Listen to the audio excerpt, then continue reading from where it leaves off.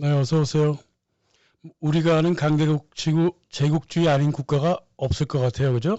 음, 브리테니커 사전을 보면은 제국주의라고 하는 단어가 상대국의 외교를 비난하는 국제적 홍보용 언사라고 했어요. 그러면 미국이라든가 영국 같은 제국이 국제적으로 사용했던 제국주의라고 하는 용어, 뭐 처음부터 들을 필요가 없는 허사가 되죠. 뭐 중국 제국주의, 러시아 제국주의 다 헛소리 개소리다 그 말이죠. 브리테니카 용어 정의에 따르면 그 20세기를 통틀어서 영국을 물리치고 자기만의 그 제국주의를 공개적으로 시행했던 미국이 소련의 대외 정책을 제국주의라고 불렀죠. 지들이 제국 정책을 강요할 때는 항상 미국도 그렇지만 영국도 프랑스도 독일도 러시아를 물고 늘어줬어요. 이 적반하장의 역사를 잠깐 보시죠. 해리 트루먼, 이 나치로부터 서유럽을 해방시킨 소련을 두고 전후 즉시 러시아와 소련은 제국적인 전통을 지녔다. 뭐 이런 소리를 했단 말이에요. 이게 직간의 역사, 자기는 역사가라 그랬잖아. 근데 포츠담에 가가지고는 아주 웃기는 꼬락선을 다 보였다고. 러시아하고 터키가요, 1805년에 한 번, 1833년에 한 번 흑해를 공동으로 관리한다는 조약을 맺었다고. 그걸 전혀 알지 못하고 흑해가 무슨 국제 공해상인 줄 알고 착각을 했어요. 스탈린이 고쳐줬어요. 흑해는 공해가 아닙니다. 러시아 터키의 공동 소관입니다. 그랬더니 이 트루먼이 뭔 소리를 모르고 말이야. 러시아가 터키 해협을 탐낸다 그러면서 이게 말이야 피터 대제 유언장부터 내려오는 러시아의 야욕이다. 이 천하의 멍청이처럼 화를 냈다고요. 이따위 인간이 대통령을 했어요. 그 18세기 피터 대제의 유언장이라고 하는 거는 거기서 터키를 취하라 이렇게 돼 있잖아요. 그거 1812년에 러시아 쳐들어가기 전에 나폴레옹이 만든 조작한 문건이라고. 학계에서 결론이 다 나버렸어요. 1950년대에. 나폴레옹이 거짓말로 만든 거라고. 그걸 갖다가 100년이 지났는데 말이야. 이 조작 문서를 1945년에 다시 들먹인다 말이야. 무슨 챗 GPT야? 아무거나 막 갖고 오는 거야? 참 머릿속에 뭔가 박혀 있어서 그래요. 이게. 그러니까 아무리 거짓 문서라고 그래도 안 믿어요. 그냥 일단 싫으면 싫은 거라고요. 한국인들도 이런 사람들 되게 많죠. 2차 대전 후에 소련이 그 수출입 교역을 채 시작도 안 했어요. 1951년 미국의 국무부 장관 딘 애치슨도 똑같이 습관적으로 그따위 정신상태에 빠져 있었다고. 그 대중들한테 철저하게 반공 노선을 강요했던 그 냉전 시절에 미국 정치인들하고 대중들이 말이에요. 소련이 쳐들어온다 이런 거 아주 일상으로 외고 살았어요. 한국도 마찬가지였어요. 세상 만사를 좌편 우편으로 갈라버렸다고요. 그러니 뭐 세상이 제대로 보이겠어요? 안 보이지. 한국전쟁을 유발했던 딘 애치슨, 한국전쟁을 포함해서 미군의 해외 군사자금 85억 달러 이거를 승인받는 자리에서 쓸데없는 소리를 해. 소련 지도자들은 러시아의 제국주의 전통을 따른다. 이게 뭔 개소리냐고요. 얘네들 말이에요. 러시아 주변에서 무슨 음모를 꾸밀 때 꼭 그따위 소리를 한단 말이에요. 응? 한국 전쟁을 경험했던 한국 노인들한테는 뭔 말을 해도 믿지 않겠지만 이 영상은 말이에요. 앞으로의 청년 세대들하고 한국에 사는 러시아인들을 위해서 만들었습니다. 한국에 사는 러시아인들한테 당신들을 이해해주는 한국인이 없지는 않다는 위로를 드리려고 만든 거예요. 3편 만들 겁니다. 아인슈타인이 그랬죠. 내가 보기에 이 공산주의자의 음모라고 하는 거는 이게 선전선동인데 사람들을 꼼짝 못하게 하는 거로 1932년 히틀러도 이런 방식으로 정권을 잡지 않았느냐. 응? 사람들이 이게 옳다면서 희생을 치르면 결국 히틀러처럼 같은 길을 걷게 될 것이다. 전적으로 몰아넣는다 그 말이에요. 테프트도 그래. 로버트 테프트 상원의원도 1949년에 러시아는 서부 유럽에 어떤 군사적인 위협도 없다. 하워드 진도 그랬죠. 소련은 미국과 다르다. 중국도 그렇지만 베트남, 쿠바의 모든 공산 정권 성립할 때 소련이 관여한 적 없다. 윌리엄 블룸도 그랬어요. 소련은 서방과 좋은 관계를 유지하려고 그랬다. 냉전이란 미국과 소련의 전쟁이 아니라 미국과 제3세계의 전쟁이었다. 이렇게 얘기를 해도 안 믿어요. 대가리가 우동으로만 차있기 때문에 안 믿는다고. 영국 외교부도 그랬습니다. 1960년대 소련은 유럽은커녕 국지전도 일으키지 않을 것이다. 소련의 외교는 매우 현실적이라서 나토를 포함해서 서방 세계와 모든 접촉을 하고 있다고 진단했다. 그래놓고 이런 러시아를 왜 그렇게 못 잡아먹어서 안달이야? 응? 2007년까지 러시아가 얼마나 서방 미국과 유럽에 무릎을 꿇고 다리 사이를 그렇게 기어다녔어. 그렇게 현실적이고 상식을 가지고 서방 세계와 만날라 그랬지. 근데 왜 그렇게 러시아를 못 잡아먹고 그 난리냐고. 지네 외교부, 정보부는 모두 이 소련이 언제나 평화를 추구했다는 것을 다 알고 있었으면서 이게 거의 정신병인 게요. 소련이 붕괴하고 러시아가 굶주림하고 이제 혼란에 빠지던 엄청나게 힘들던 시절 1990년대 이 러시아가 이게 폭력, 굶주림, 혼란, 슬픔 이 네 개 단어로 표현된다 그러잖아요. 근데 1997년 미 국무부는 이 소련 혐오에 대한 주둥아리를 닫지도 않았어요. 러시아의 위협은 메시아적 제국주의로서 타고난 본성이래. 그래서 타고난 본성이면 뭔가 제국주의 해야 되잖아. 근데 러시아가 뭔 제국주의를 했다는 거예요. 어째서 러시아의 위협이 메시아적이고 본성적이고 전통이라 그랬을까? 이게 단지 미국의 전략적인, 영국의 전략적인 선전선동인가? 그렇게까지만도 볼 수가 없습니다. 얘네들은요, 머리 자체가 그렇게 세뇌되어 있기 때문에 선전선동이 아니라 실제로 그렇게 믿어요. 그래서 그렇습니다. 그 잘못된 정보를 서로 편집해갖고 가장 그럴듯한 은유와 내러티브를 만든 게 인공지능이잖아요. 이런 식으로 역사를 만들어서 사람들을 세뇌시켰다고요. 인공지능의 특징이 뭡니까? 참과 거짓에 대해서는 어떠한 관심이 없어요. 진짜다 가짜다를 가리지 못해요. 인공지능은. 단지 이 단어 다음에 어떤 단어가 와야 가장 그럴듯한지 이 조각난 정보들을 편집하는 기술일 뿐입니다. 서구에서 러시아 역사가 그렇게 만들어진 거예요. 제가 챗 GPT로 이제 구글을 대신해서 정보를 찾으려고 하는데 뭐 구글만큼이나 그 서지는 좀 찾아줘요. 근데 네이버처럼 정보 검색할 때요. 별 쓰레기 정보들이 다 몰려듭니다. 챗 GPT로 리포트 써가지고 A뿔 받았다는 거, 그거 교수가 멍청한 거죠. 그거는. 물론 자연과학이나 이런 거는 뭐 가능하겠지만 인문 역사학에서는 불가능해요. 완전 생 양아치들이 쓴 글을 쫙 갖고 와서 열고 해놓더라고. 똑같은 거예요. 세뇌도 그렇게 시킨 건다 이 말이야. 한번 이렇게 세뇌가 돼버리면 러시아가 하는 행동 모든 거 조약, 뭐 협상, 교역, 군사훈련, 교육, 문화 러시아 만사를 팽창주의며 제국주의며 뭐 이따위 식으로 판단하게 만든다고 말이에요. 하나하나가 다 그렇게 보인다고 말이에요. 그러니까 뇌가 썩었기 때문에 그런 거예요. 그게.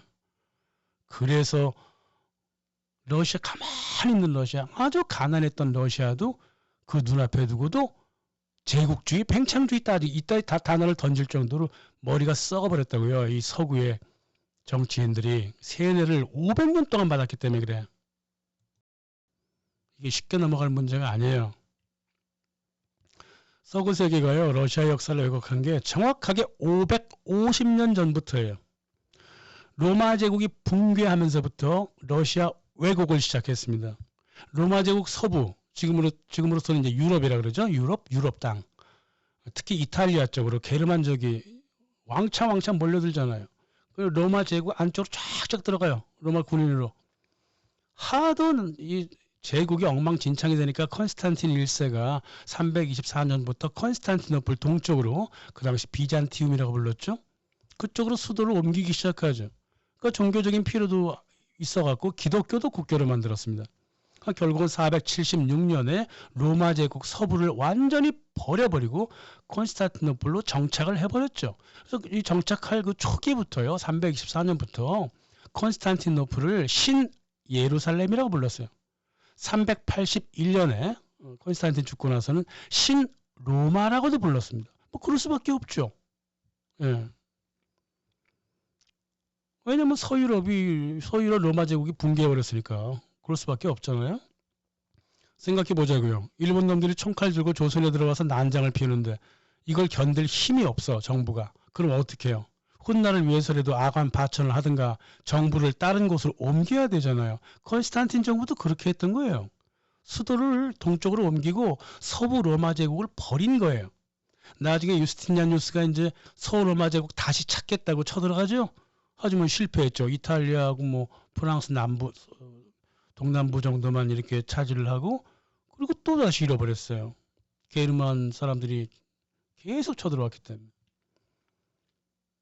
그렇게 하는 거라면. 그러면 로마 제국의 정통성은 누가 가지고 가요? 이 게르만, 노르만, 고트족들이 난리 버거지를 피우고 자치국을 세우겠다고 난리를 피우고 이미 로마 제국의 모든 유산은 다 동쪽으로 갖고 왔는데 그 정통성을 이민족 서유럽이 가져가요? 로마 제국의 정통성을? 당연히 콘스탄티노플이 가져가는 거죠. 동쪽 로마 제국이 가져가는 거죠. 이거를 못 견뎌가지고 서구 역사가 끝없이 비잔틴 역사를 왜곡해왔던 거예요. 이거는 제 영상에 하나 있습니다. 예. 그래도 잘 만들어놨으니까 한번 보시면 돼요. 비잔틴 치시면 될 겁니다.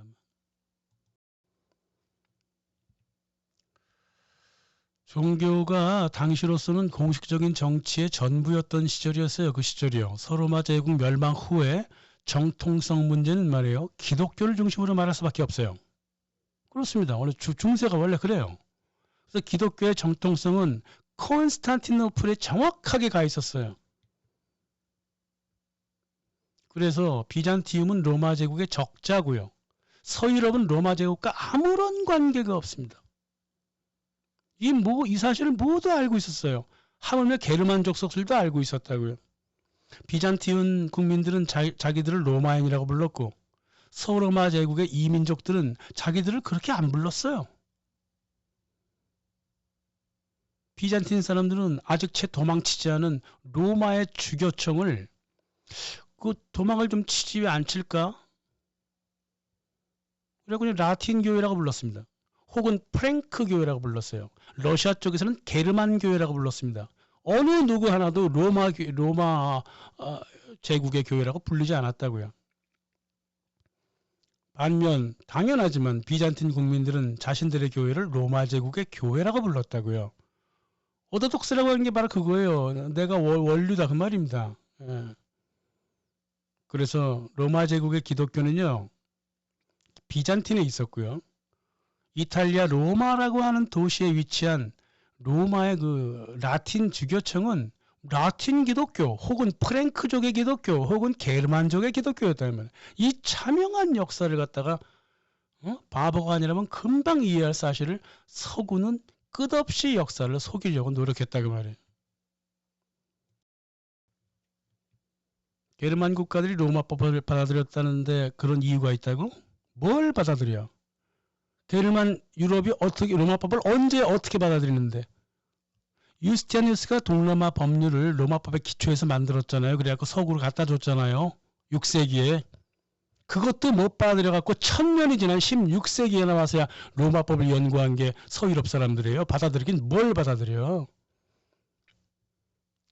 게다가 로마법하고 기독교하고 뭔 상관이 있다고 서로 붙일 수 없는 걸 같이 붙여놔? 그렇게 로마 제국의 그 적자라고 그렇게 사기를 치고 싶은 거죠. 지네가 로마법을 받아줘가지고 자국 관습에 적용했다면은 스코틀랜드라든가 사이프러스처럼 로마법의 흔적을 갖고 있어야지. 동로마가 망하고 나서 동부 지역이 이슬람법으로 바뀌었단 말이에요. 이 기회를 틈타가지고 지들이 로마를 단독으로 개성한 것처럼 사기를 계속 쳐왔다고. 사이프러스를 보시라고요. 동로마 제국 중에 이슬람 침입을 덜 받았잖아. 로마법 흔적이 여전하다 이 말이에요.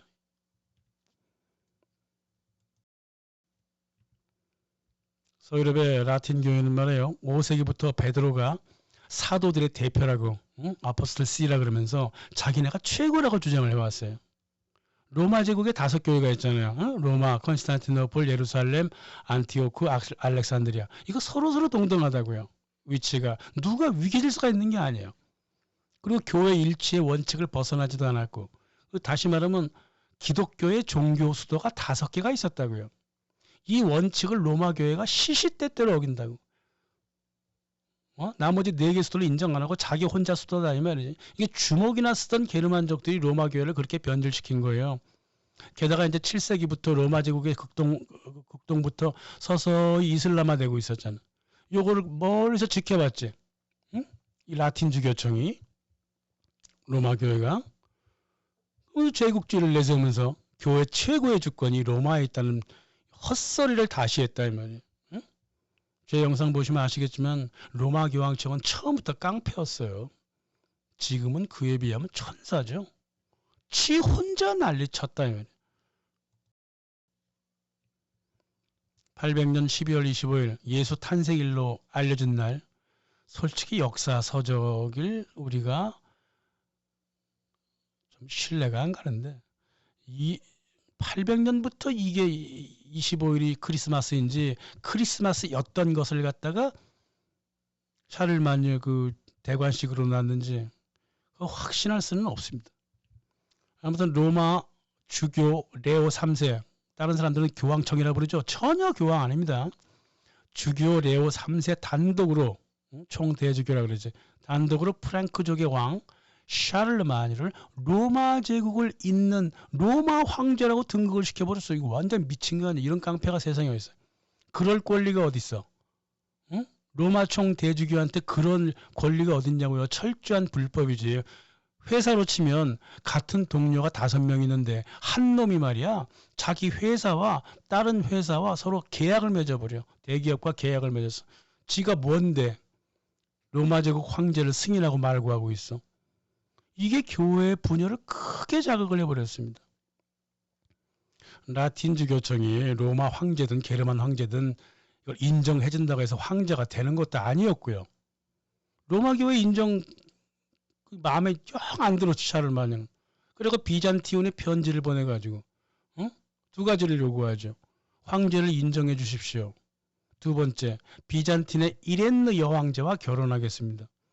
비잔틴 교회 깔깔깔 웃었어요. 무슨 이런 미친놈이다 했냐고. 로마 교회가 단독으로 어디서 데리고 온 깡패 같은 놈, 진짜 깡패예요. 저기서 샤를마뉴요. 왕이 돼가지고 글을 배우는데 그 펜을 너무 세게 쥐어가지고 자주 부러뜨렸다고. 그러니까 손이 워낙 크고 전쟁밖에 안 했기 때문에. 그러니까 비잔틴이 봤을 때 무슨 듣보적 같은 게 하나 와가지고 뭐 황제로 인정해달라. 근데 이제 교회가 좀 고민이 있었죠. 근데 저 샤를마뉴, 캐롤링거 애들이 전쟁을 잘한단 말이야. 고민이 있었죠. 그래서 샤를마뉴와 충돌을 막기 위해서 12년이 지난 다음에 황제로 인정했습니다. 근데 당시는 로마 제국의 황제가 아니라 게르만족들의 황제라고 그렇게만 인정했습니다. 생각해보세요. 일본 놈들이 일왕을 데리고 와서 조선왕을 만들었다 이거야. 이걸 누가 인정해 줍니까? 아무도 인정해 주지 않습니다. 13, 14세기까지 1300년대까지 로마 교황청 하나만 빼면 서유럽인들 누구도 자기들이 로마 제국의 뒤를 잇는다는 그런 망상은 하지 않았어요. 로마 제국은 컨스탄티노플이 있다는 것을 잘 알고 있었다고요.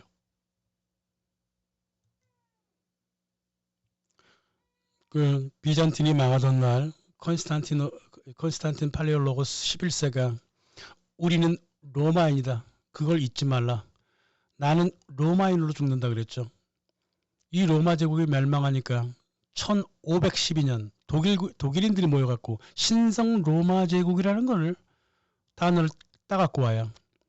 그래서 이 공식적으로 처음 나타난 게 신성 로마라고 하는 게 1512년. 말도 안 되는 소리. 로마 제국은요 1453년 5월 29일 컨스탄티노플에서 멸망했습니다. 동로마가 망했으니까 로마 주교청을 라틴 교회라고 부를 사람도 이제 없어졌잖아요. 이 라틴 처치라고 하는 게 나중에 뜯어버려버려. 근데 기본적으로 이 교회가 처음에 갈라지던 1054년부터 이미 동쪽 세계와 서쪽 세계의 그 교회의 교리가 많이 달라져 있었어요. 필리오케라고 하는 논쟁도 있고 뭐 아무것도 아닌 것 같은데 그렇게 논쟁을 해. 종교적으로 서로 합칠 수가 없었다고요. 거의가 그 로마 교회 단독으로 교리와 규칙을 바꿨죠. 이를테면 비잔틴에서는요 평신도가 교황이 될 수 있었습니다. 총대주교를 얘기하는 거예요. 하지만은 로마 교회에서는 오로지 성직자만이 그렇게 될 수 있습니다. 동로마에서는 평신도 누구나 성경을 읽을 수 있었어요. 그러나 유럽에서는 성경을 읽는 게 금지된 때가 많았다고요. 이 종교라고 하는 게 한번 떨어져 나가면 다시 합치기가 거의 불가능하죠. 이 에큐메니칼이라고 하는 게요. 이게 말장날 가능성이 무지 크다고 일단 그렇게 해보겠다는 거예요. 그죠? 그렇게 끌고 가면 그렇게 뭉쳐질 수 있으니까. 1054년 로마주교 레오 9세가요. 이 331년 컨스탄틴 1세가 로마 교회를 독립시켜 줬다고 계속 거짓 문서를 만들어 갖고 들이밀었다고. 그 거짓 문서라고 교회 사람들이 다 알고 있다고. 근데도 그렇게 계속 내리밀면서 우리 로마의 라틴 교회는 독립하겠다고. 그래서 콘스탄티노플 교회가 적대에 들어간다고요. 화면에 제가 라틴 가톨릭이라고 적어놨어. 옛날 언어로 적어놨습니다. 옛날식으로. 지금 역사가요. 저 단어를 다 바꿔버렸어요. 저 라틴 가톨릭을 로만 가톨릭으로 바꿔놨고, 저 어도덕스를 갖다가 원래 로만 어도덕스라고 저게. 그래서 다른 단어로 자꾸 바꿔놔. 그래서 옛날 최소한 아무리 늦어도 1500년대에 쓰던 단어를 그냥 바꿔놨으니까 그냥 그렇게 알아보시면 되겠습니다. 이 콘스탄티노플 주교를 파문을 해버립니다. 이 로마 교황청이 주교청이죠. 미친놈 아니에요 완전히. 콘스탄티노플은 또 거꾸로 네가 먼저 나를 파문하냐 이 미친놈 아니야. 너도 파문당이라 그러고 서로 간에 파문했죠. 1054년 그렇게 이제 역사가들은 이때의 이 두 총대주교의 행동이 동서교회를 갈랐다. 항상 싸움은 라틴 교회가 벌였죠. 막무가내로 행동했으니까.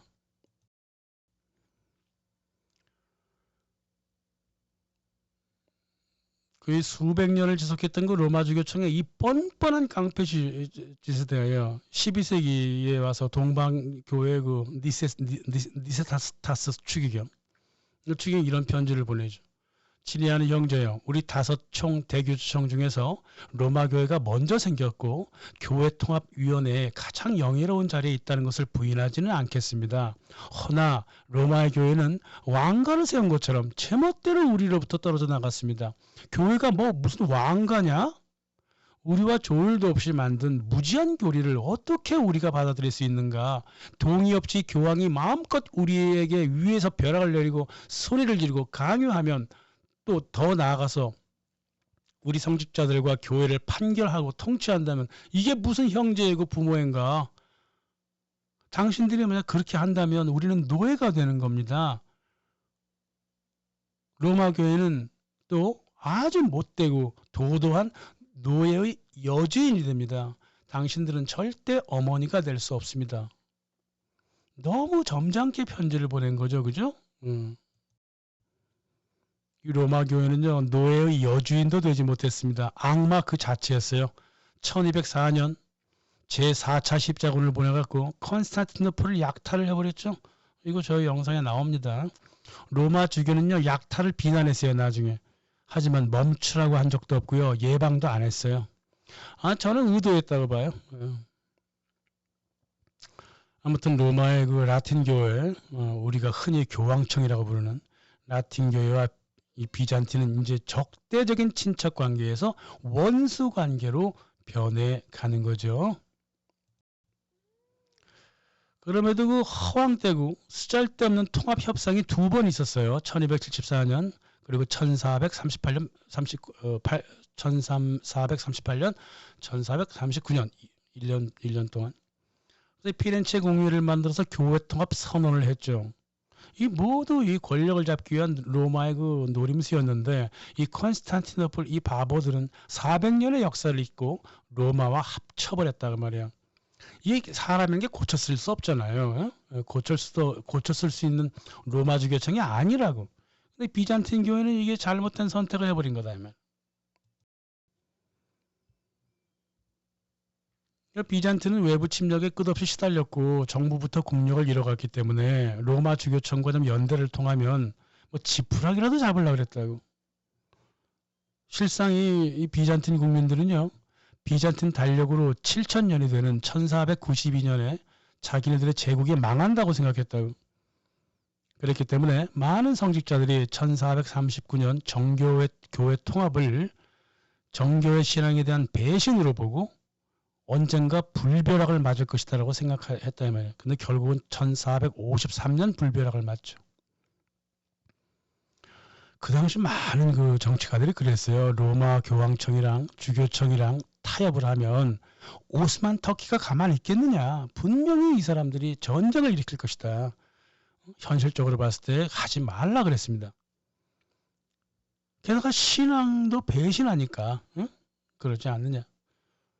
이 피렌체 공의회에 참석했던 동방교회 성직자 듀카스가 이렇게 기록을 하고 있죠. 우리는 신앙을 팔았다. 경건을 불경과 바꾸었고 예식을 배신했고 가톨릭이 되어버렸다. 그런 짓을 왜 서명을 했느냐는 물음에 주교들은 프랭크족이 그냥 무서웠다고 했다. 손과 혀가 잘린 것처럼 강제로 서명했다고 했다. 몇 명의 주교들은 돈을 받았다. 서명을 후회하면서도 돈은 되돌려주지 않았다. 신앙을 팔았음에도 유다보다 더한 죄를 지었다. 유다는 받은 돈이라도 돌려줬지 않은가. 이 편지를 읽어보면요. 당시 비잔틴 성직자들의 그 정서를 알 수가 있어. 상당히 두려워하고 비관적이고 부패했습니다.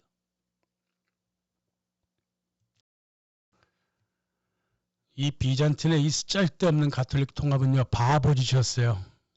당시 아테네 대사로가 있었던 스파르타스 같은 이 충복들이 그런 짓 하면 절대 안 된다 그랬어요. 오스만을 자극하기 때문에 안 된다 그랬다고요. 오스만 군대는 우리 군대의 100배 이상은 넘어가는데 이 바보짓 하지 말라 그랬다고. 이 바보짓을 하고 말았어요. 당시 오스만 술탄이 메메트 2세의 아버지였단 말이에요. 이 왕이 착했어요. 그래서 항의 정도만 했지만은 메메트 2세는 어릴 적부터 이 콘스탄티노플을 쓸어버리겠다고 다짐을 하고 왕위에 올랐기 때문에 전쟁을 안 할 수가 없었다고. 그러니까 동로마 제국에 이 비잔틴의 정치가 이성적이지 못했고 관리들은 부패했고요. 이 기독교라고 하는 교황청하고 유럽 국가들은 콘스탄티노플이 함락되도록 방치했습니다. 누구도 도와주지 않았어. 우리는 이런 역사를 잘 알고 있습니다. 아시아 나토라고? 그래서 우크라이나처럼 전쟁 유발해서 끌려가면 미국이 도와줄 것 같아? 말도 안 되는 소리를 해요. 이렇게. 순진하면요. 죽음밖에는 기다리는 게 없어요. 메메트 2세가요. 콘스탄티노플을 함락했을 때 정교회 성직자들은 차라리 이슬람 지배하에서 기독교를 지키는 게 낫다. 메메트 2세를 받아들이자. 술탄으로 받아들이자 그랬어요. 하지만은 그렇게만은 살 수가 없었기 때문에 이 비잔틴 기독교를 누구한테 맡겨야 했습니다. 지네들이 더 이상 못하잖아. 그래서 이 황제의 대사이자 절친이었던 게오르지오 스프란체스가 1453년 5월 28일 콘스탄티노플 함락 바로 전날 밤에 콘스탄틴 11세한테 다음과 같은 조언을 했습니다. 키예프 추기경인 이시도르를 콘스탄티노플 총대주교로 임명해 주세요라고 그랬습니다. 러시아로 옮기겠다는 거예요. 그러니까 실제로 많은 제국의 성직자들이 키예프 러시아가 로마 제국의 마지막 수도일 수밖에 없다고 생각했다고요. 뭐 다른 나라가 어디 다른 지역이 어디 있어? 없단 말이에요.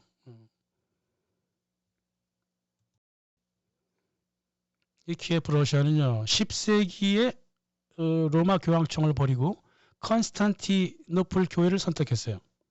연이어 모스크바도 11세기에 로마 교황청을 거부하고 컨스탄티노플 교회를 선택했다. 무려 500년 동안 컨스탄티노플 교회의 적자로 살아왔습니다. 멍청한 역사학자들이 러시아가 어째서 로마 가톨릭이 아니라 동방정교를 선택했는가 왈가불가하는데 뭔 개소리야. 동방정교가 진정한 기독교라서 그랬죠. 987년 키예프 블라디미르 대공이 말이에요. 국교를 정하려고 불가리아 저기 그 종교 있잖아. 기억도 안 나. 아리우스파인가 뭐 그쪽 있어요. 또 게르만 기독교, 다시 말하면 로마 가톨릭, 그리고 비잔틴 정교회 성직자들을 계속 만나고 그들로부터 말을 듣고 그것도 모자라서 자기네들의 대사를 수십 명을 뽑아가지고 각 나라로 다 종교를 검토하게 사람들을 보냈다고. 그래갖고 그 다녀왔던 대사들이 다음과 같은 종합 리포터를 제출을 했습니다.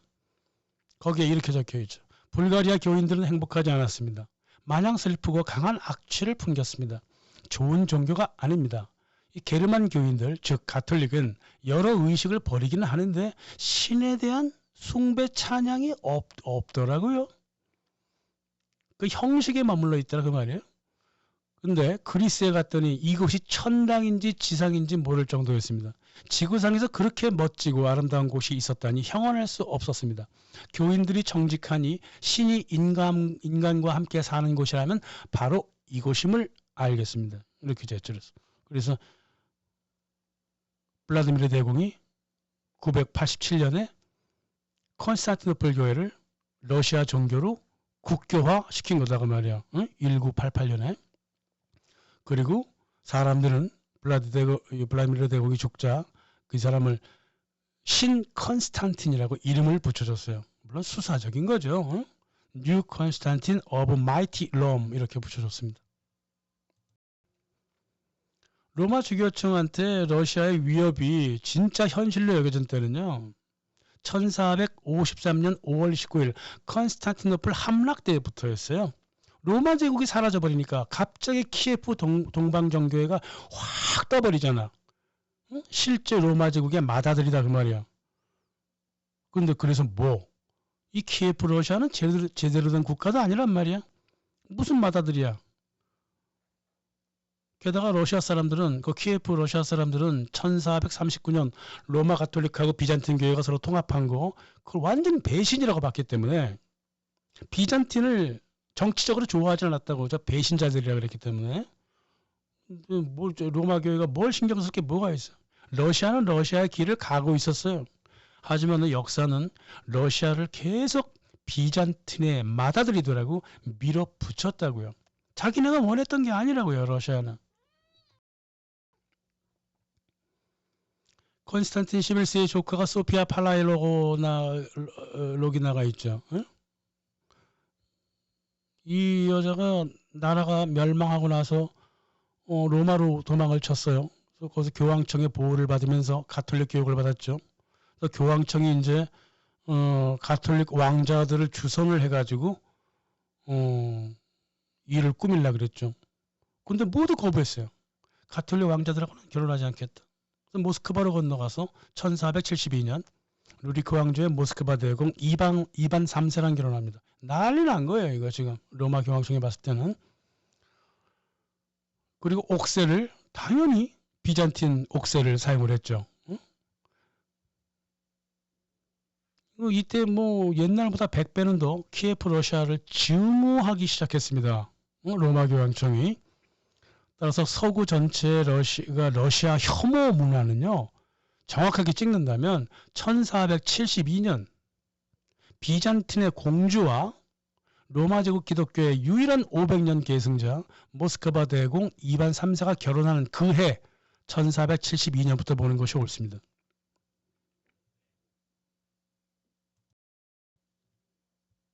이반 3세는요, 혼인을 통해 갖고 몽골의 그 정치적인 잔재도 없애버리고 식민도 없애버리고 정교회와 비잔틴 문화를 계속 강화를 했죠. 로마 제국의 쌍독수리 문양도 모스크바 왕실 문양으로 갖고 와버렸다고. 그러면서 러시아 차르 시대를 준비하기 시작했습니다. 또 소피아하고 결혼을 하니까요. 로마 제국의 그 딸 아니야, 공주 아니야. 그러니까 기독교 최후의 방어지로 모스크바가 지목되었다고. 당시로서는 로마 교회를 기독교라고 보지 않았다니까요. 저 라틴 기독교라 그래갖고 정통이 아니라고 봤다고. 그래서 로마의 제3제국을 모스크바가 대신한다는 말이 막 돌았어요. 그래서 소피아도 이 대공비도 저도 원한다고. 응? 모스크바가 로마 제국의 대를 이었으면 좋겠다고 계속 그러면서 정치에 많이 관여를 하고 문화도 많이 관여를 하고요. 특히 지금의 비잔틴 러시아에 있는 그 비잔틴 그 예술들 거의 다 이때 나온 거지 뭐. 실제였어요. 로마 제국의 적자는요. 말로만 그런 게 아니라 실제로 게르만의 그 서유럽이 아니라 동로만을 계승한 게 모스크바였다고. 그게 실제였고 그게 역사고 그게 현실이라고. 이거를 다 거부하려고 하니까 항상 서구의 역사가 문제가 있는 거예요. 또 로마 교황청은 과잉 상상하면서 러시아가 모스크바가 뭔 큰일을 할 것처럼 막 스스로 소심해갖고 펄펄 날뛰면서 비난하고 예수에 보내가지고 막 분열시키려고 그러고. 하지만 모스크바는 로마의 이런 행동에 전혀 신경을 쓰지 않았습니다. 자기 길 자기가 갔어요. 1493년 이반 3세가요. 자기를 이미 차르, 다시 말해 시저라고 불렀다고요. 그래서 우리는 제1대 로마 제국을 잇는다 그랬어. 근데 그냥 수사지 이거. 게다가 이건 법적인 효력도 없어요. 소피아 팔레올로기스는요. 벨로기다는요. 남동생이 따로 있어요. 그래서 비잔틴의 법적 상속자가 아니라고. 그래서 법적 효과가 없어. 그냥 말만 무성하고 그랬던 거죠. 응? 로마 제국으로서의 러시아. 이런 아이디어는 몰락해버린 동로마 사람들이 주로 그렇게 얘기를 했어요. 그리스에서 그렇게 얘기했지 러시아에서는 정작 그런 얘기 안 했다니까요. 그러니까 러시아를 창설했던 이반 4세 컨스탄티노플 교회의 마다들로 자청을 하긴 했죠. 하지만 그 법적으로 되는 일도 아니고 말이야. 응? 그 정교 일치를 통해 갖고 나라의 기틀을 다지기만 했다고요. 로마 제국이라기보다 콘스탄티노플 교회에 받아들이라 그랬지 로마 제국에 받아들이라고는 그런 말을 안 했어요. 단 한 번도 그런 말 한 적 없습니다. 러시아의 짜르들은요. 러시아가 생긴 첫 해부터 지금까지 러시아가 로마 제국의 맏아들이라고 맏손자라고 생각한 적 한 번도 없어요. 어떤 정부 문건에도 그런 건 없습니다. 다 수사라고요. 그럼에도 불구하고 서구 역사가 악마화시킨 첫 번째 러시아 사람이 다름 아니라 러시아 창 시조인 이반 4세였다는 말이에요. 이반 4세는 너무나 많은 일을 했어요. 한국 같으면 정조임금쯤 돼. 아니 정조정보다는 훨씬 더 좀 공격적이었으니까. 에? 어떻게 설명하면 좋을까? 그런 사람을 악마화시켜버렸습니다.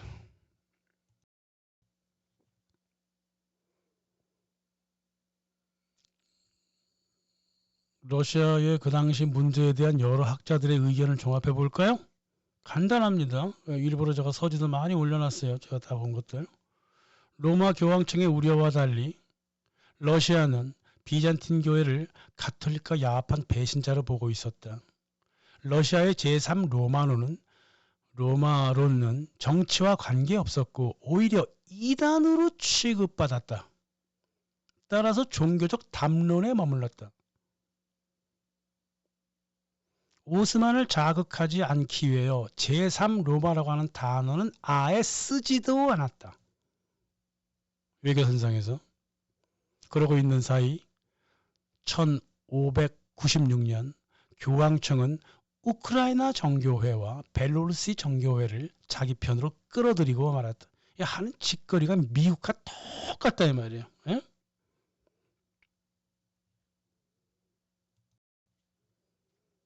알렉산드리아, 안티오크, 예루살렘 대교구가 모두 이슬람 손으로 넘어가 버렸죠. 모두 오스만 밑으로 떨어져 버렸다. 남은 동방의 기독교는 러시아밖에 없어요. 이게 현실이었다고. 1589년 동방교회가 말해요. 모스크바한테 총대주교 타이틀을 건네줍니다. 따라서 옛날에 콘스탄티노플 교회가 가졌던 그 총대주교의 위치를 모스크바가 가져간다면, 그러니까 클레먼트 8세가 아무리 찔러봐도 모스크바는 화를 안 낸단 말이야. 그러니까 이런 말을 합니다. 1594년. 그래, 비잔틴의 유산을 이은 러시아인들은 콘스탄티노플 정복을 해야 한다.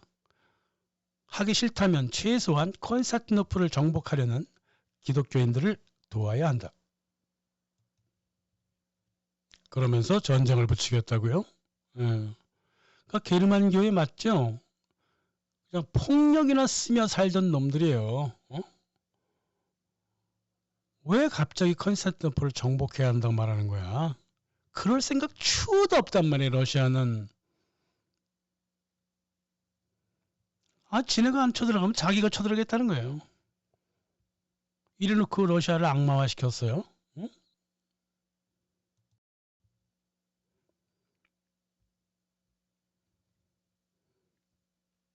로마 제국의 맏아들 은커녕 비잔틴의 맏아들로서도 결코 러시아를 인정할 수 없었던 서유럽의 역사가들이었습니다. 만약 그걸 인정해버리면 야금야금 서유럽의 정체성을 다 잃어버리기 때문에 그래요. 그렇습니다. 비잔틴의 대를 이었다는 이 역사적인 사실이 러시아의 역사를 왜곡하고 악마화시켜왔던 첫 번째 이유였습니다. 변하지 않습니다. 한 3가지 이유가 있어요. 이 첫 번째 이유만 일부에서 말씀드리겠습니다. 감사합니다.